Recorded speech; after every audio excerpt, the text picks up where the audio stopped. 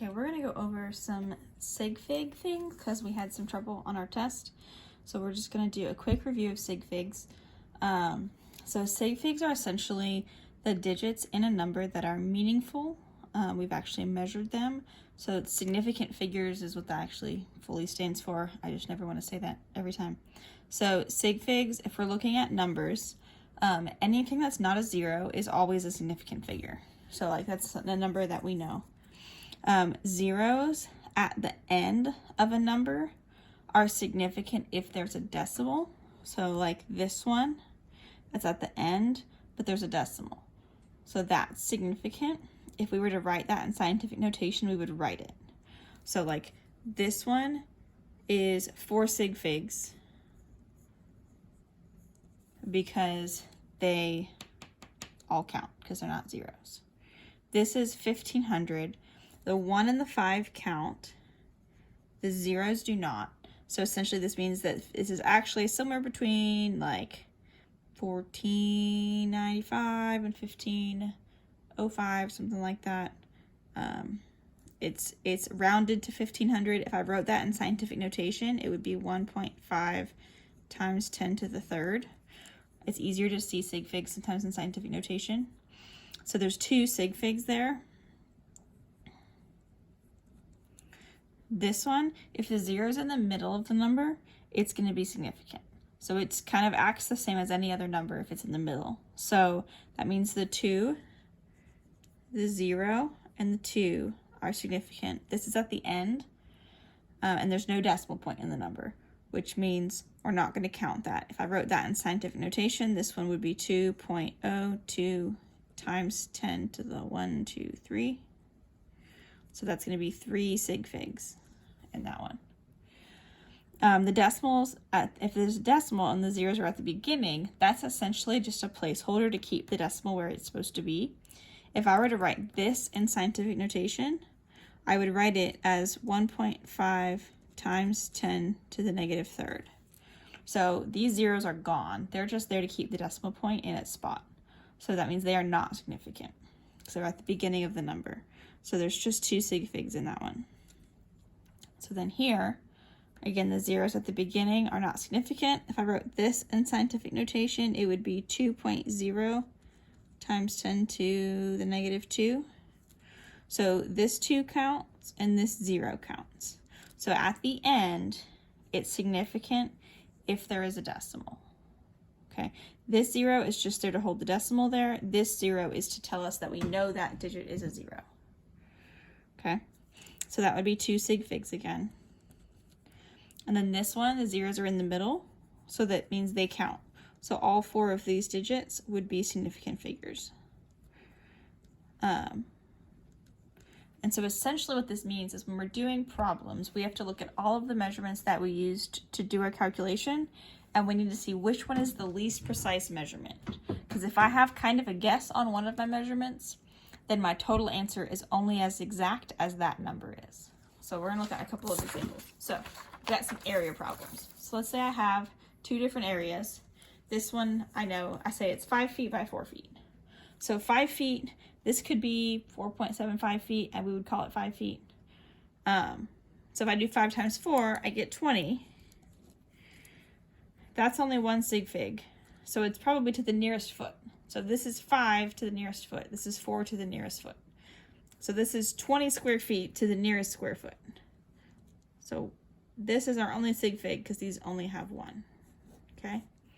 Now this one I measured much more precisely. So instead of being about 5 feet, this one is 5.00 feet. Okay. So that means that it is 5 feet down to the hundredths of a foot. So it is close enough to 5 feet that's a pretty exact measurement. Okay, this one again 4 feet to 2 hundredths of a foot, so it's not 4.01 feet, it's 4.00 feet.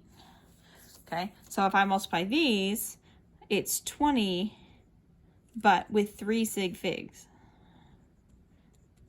so it's 20.0 square feet. I'm gonna write feet squared because then it just looks like sig figs. Okay, So this is much more accurate or precise. It's giving me more exactly than this. It could be the same space. Maybe this one you just paced off with your feet, and this one you measured with a ruler or a tape measure. So this tells us more exactly that it's 20 square feet. So if we have problems, we have to look at the digits in the numbers that went into it. So like this one, 2.50, so this one has 3 sig figs, because again, it's at the end, but there's a decimal. So there's 3 sig figs here. This one has 3 also. So that means our answer should have 3 sig figs. So if I multiply this in my calculator, I get 11.5. So I want to keep 3 sig figs. So that means these, I'm going to keep all 3 of these. So my answer would be 11.5. If I come over here, I have to look at the 2 numbers again. So this one, these are not significant. They're just holding the decimal where it needs to be. So I have 2 sig figs in this number. And then this one, I have 1, 2, 3, 4, 5. So these are in the middle, so they count as sig figs. This one's at the end, and there's a decimal point in the number. So at the end with a decimal point means it's significant. So that's 5 sig figs.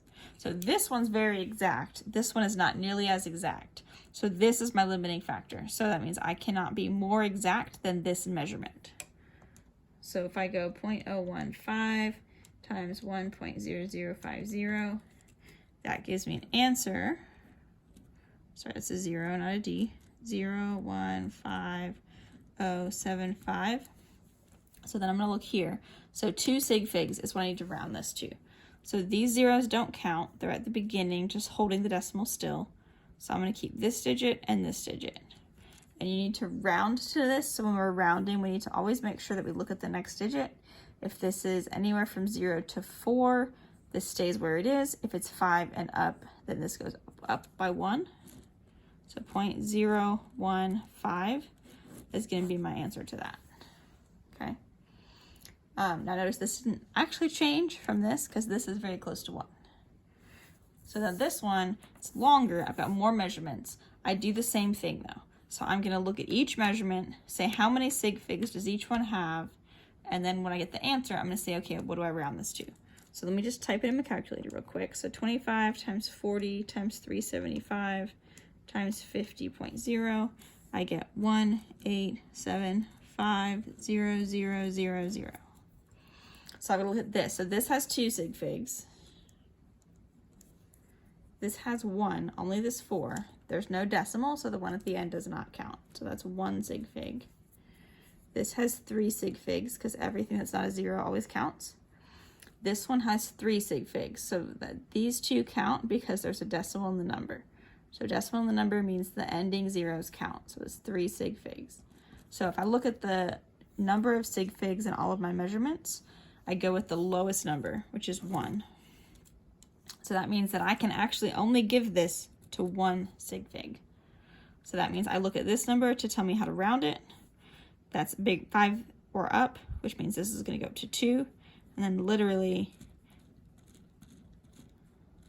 that's as exact as I can get you. So even though 3 of these 2 numbers have 3 sig figs, as soon as I multiply them by a number that's not super exact, then my answer cannot be super exact. So my answer is 20 million. If I could make this number a little bit more exact, then I could get this a little more exact. But right now, with what I've got, this is as close as I can get. Okay. So there are technically rules for adding and subtracting. We just do 95% of what we do is we multiplying, dividing, square roots, those kinds of things. And these are the rules for it. Adding and subtracting, there does have to do with like which placeholders you're using. But if you can just do the adding or the multiplication and division rules on all of these, I will be good with that. So if you have any additional questions, please let me know. Hopefully that helps a little bit as we move forward.